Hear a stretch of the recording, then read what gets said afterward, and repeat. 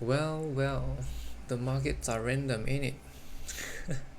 So random that I can actually predict what it's gonna do or forecast the price action.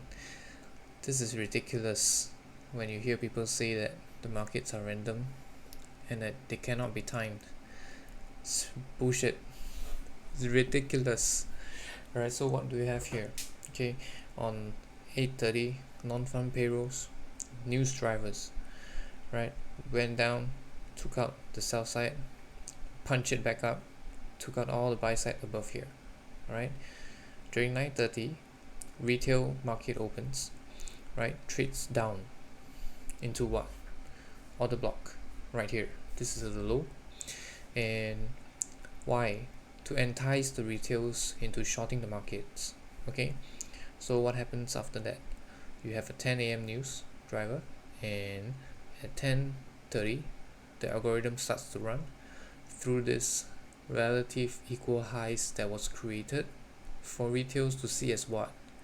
Resistance, right? Entry points, you can find it on the 1 minute. It's very easy. If you have went through ICT's mentorship, you would be able to see it, no problem. Right, so price went through that, and right now I think we are gonna slowly grind up here. Not too sure, and I don't really care. Just waiting for next week. Okay, next week we will have 3 events: Tuesday, Thursday, and Friday. Thursday, I don't want to trade that before the CPI number. After the CPI number, that would interest me. And yeah, nothing else for today.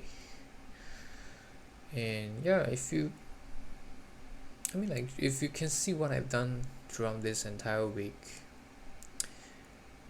right? I don't know, but there's a group of guys who says that if you can predict the markets, you're better than God. So does that make me a god? No, actually, you just have to understand algorithms, and you have to understand what's going through behind these markets. Okay, if you can have the concept, and if you understand it, it is very logical why I would be able to do this with practice, of course. So yeah, there's no such thing as luck in the markets. Okay, everything is rigged, and if something is rigged, it means there's always a loophole, or there is always a footprint or a signature that always happens, right? It cannot be perfect. Okay, yep. So this is what I want to show you for the first week of January. Moving on to the rest of the January, I'll be focusing on my trades because I'm trying to get myself funded, and we'll see how it goes. Okay, and see you guys next week. It would be an exciting week, especially on Thursday. Looking forward to that. All right, and one last thing is that if you follow those financial influencers or whatever on YouTube, right?